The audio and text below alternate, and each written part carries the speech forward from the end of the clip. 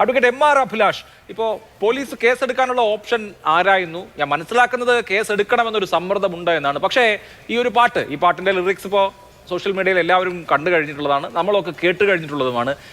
ഈ പാട്ട് ഒരു ഒഫൻസ് കോൺസ്റ്റിറ്റ്യൂട്ട് ചെയ്യുന്നുണ്ടോ? ഏതെങ്കിലും തരത്തിൽ ഭാരത് ന്യായ സംഹിത അനുസരിച്ച് ഒരു വിദ്വേഷ സ്വഭാവത്തിലുള്ള മതവികാരം വ്രണപ്പെടുത്തുന്ന നിലയിലുള്ള ഒരു കണ്ടന്റ് ഇതിലുണ്ടോ? ശ്രീ അഭിലാഷ്, കേരളത്തിൻ്റെ ബഹുമാനപ്പെട്ട DGP 2025 ബഹുമാനപ്പെട്ട സുപ്രീം കോടതിയുടെ ഇമ്രാൻ പ്രതാപ്ഗഡി കേസിലെ വിധി വന്നിട്ടുണ്ട്. ജസ്റ്റിസ് അഭയ് യോഗ് അധ്യക്ഷനായിരുന്ന ജസ്റ്റിസ് ഉജ്വൽ ഭൂയാൻ സഹജഡ്ജിയായിരിക്കുന്ന ബെഞ്ചിൻ്റെ വിധി. സമാനമായ വിഷയം, ഒരു പാട്ട് ഇതുപോലൊരു വീഡിയോയുടെ ഭാഗമായിട്ട് ഒരു ഗാനം വരുന്നു, FIR ഇടുന്നു, സെയിം മതവികാരം വ്രണപ്പെടുത്തി എന്ന ആരോപണം 299 BNS. അതിനെതിരെ ഹൈക്കോടതിയെ സമീപിക്കുന്നു. ഹൈക്കോടതി രണ്ട് കൈയും വലത്തുന്നു, ഞങ്ങൾക്ക് ഇടപെടാൻ കഴിയില്ല. അതിനെതിരെ സുപ്രീം കോടതിയിൽ വരുന്നു. സുപ്രീം കോടതി ഈ FIR ചവറ്റുകൊട്ടയിൽ എടുത്തിട്ടിട്ട് സുപ്രീം കോടതി പറയുകയുണ്ടായി, മതവികാരം വ്രണപ്പെടുത്തുക എന്ന് പറഞ്ഞു കഴിഞ്ഞാൽ ആക്ഷേപഹാസ്യത്തിനെയോ കാവ്യാത്മകമായ രചനയെയോ ഒന്നും തന്നെ പിടിച്ചു നിർത്താനോ പരിമിതപ്പെടുത്തുവാനോ ഉള്ള ഒരു മാർഗമല്ല.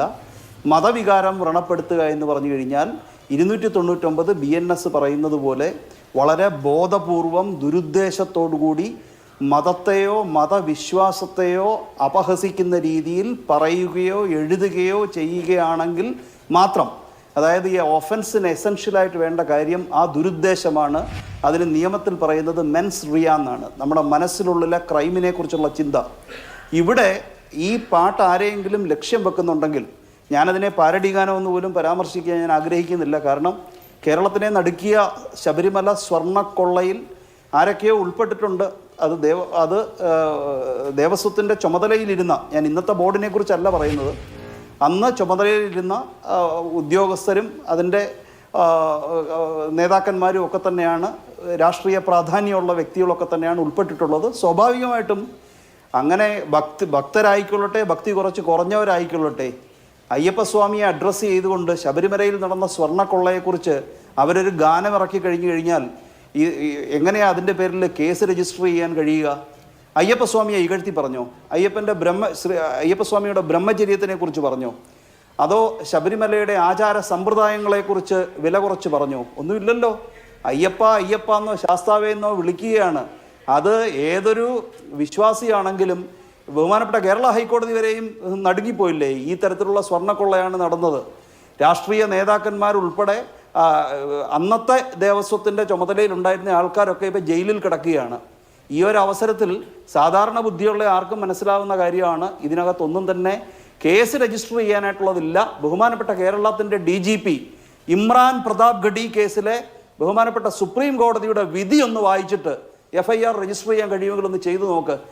എനിക്ക് ഇതിനകത്ത് അഫക്റ്റ് ചെയ്യപ്പെടാൻ പോകുന്ന ആൾക്കാരോട് പറയാനുള്ള ഒരേ ഒരു കാര്യമുള്ളൂ, ബഹുമാനപ്പെട്ട ഹൈക്കോടതി ഇടപെട്ടിട്ടില്ലെങ്കിൽ പോലും സെറ്റിൽഡ് ലോ അനുസരിച്ച് സുപ്രീം കോടതി ഈ FIR തന്നെ അസച്ച് ചവറ്റുകൊട്ടയിൽ എടുത്തിടും. കാരണം ജഡ്ജ്മെൻറ്റുകൾ വായിച്ചു കഴിഞ്ഞാൽ അത് എല്ലാവർക്കും, ശ്രീ അഭിലാഷിനും മനസ്സിലാവും, എനിക്കും മനസ്സിലാവും. ലളിതമായിട്ടുള്ള ഭാഷയിലുള്ള വിധികളാണ് സുപ്രീം കോടതി എഴുതുന്നത്. ഈ പാനലിലുള്ള ആർക്കും മനസ്സിലാകും. ഇത്തരത്തിലുള്ള കാവ്യരചനകൾക്കോ ആക്ഷേപഹാസ്യങ്ങൾക്കോ ഒന്നും തന്നെ പരിമിതിയിടുന്നതല്ല ഭരണഘടനയുടെ 19(1)A വകുപ്പ് പ്രകാരമുള്ള നമ്മുടെ അഭിപ്രായ ആവിഷ്കാര സ്വാതന്ത്ര്യം. 19(2) മുതൽ ഒരു 5 എക്സെപ്ഷൻസ് പറയുന്നുണ്ട്. അതിനകത്ത് പൊതുക്രമം, രാജ്യത്തിൻ്റെ സുരക്ഷിതത്വം, കോടതിയെ ലക്ഷ്യം, ഇങ്ങനെയുള്ള ഗ്രൗണ്ടുകൾ പറഞ്ഞിട്ട് പറയുന്നുണ്ട് പാർലമെൻറ്റിന് നിയമപ്രകാരം ഇങ്ങനെ പരിമിതപ്പെടുത്താൻ കഴിയാം. അങ്ങനെ നിയമപ്രകാരം പരിമിതപ്പെടുത്തിയതാണ് കോടതി അലക്ഷ്യ നിയമം. അതുപോലെ തന്നെ ഈ 299 BNS-ലെ മതവികാരം വ്രണപ്പെടുത്തുക എന്നൊക്കെയുള്ളത്. അങ്ങനെ മതവികാരം വ്രണപ്പെടുത്തുക എന്ന് പറഞ്ഞു കഴിഞ്ഞാൽ അത് ബോധപൂർവം വ്രണപ്പെടുത്താനുള്ള, ആരുടെയെങ്കിലും രാഷ്ട്രീയ വികാരം വ്രണപ്പെടുത്തപ്പെട്ട് കഴിഞ്ഞു കഴിഞ്ഞാൽ FIR രജിസ്റ്റർ ചെയ്യാൻ നിയമപരമായിട്ട് കഴിയില്ല. അതിന് പറയുന്നത് abuse of the process of law എന്നാണ്, നിയമ നടപടിയുടെ ദുർവിനിയോഗമെന്നാണ് ഇമ്രാൻ പ്രതാപ്ഗഡി കേസിൽ ആശങ്കയ്ക്കിടയില്ലാത്ത രീതിയിൽ ബഹുമാനപ്പെട്ട സുപ്രീം കോടതി പറയുകയുണ്ടായത്. നമുക്ക് ഒരു കാവ്യരചനയോടോ അല്ലെങ്കിൽ ഒരു ആക്ഷേപഹാസ്യത്തിനോടോ ഈവൻ ഒരു പാരഡിയോട് പോലും നമുക്ക് വിയോജിപ്പുണ്ടെങ്കിൽ ആ വിയോജിപ്പുകളെ പ്രതിഗാനങ്ങളായിട്ട് തിരിച്ചാവിഷ്കരിച്ചുകൊണ്ട് ജനങ്ങളുടെ ഇടയിലേക്ക് ചെല്ലണം. അല്ലാതെ ഇത്തരത്തിൽ ഒരു ഒരു ഒരു ആക്ഷേപഹാസ്യത്തിനെ അല്ലെങ്കിൽ ഇത്തരത്തിലൊരു പാരഡിയെ നിയമപ്രകാരം കൂച്ചുവിലങ്ങിടുക എന്ന് പറഞ്ഞു കഴിഞ്ഞാൽ അത് നിയമം അനുവദിക്കുന്നതല്ല, അത് നിയമപരമായി നിലനിൽക്കുന്നതുമല്ല.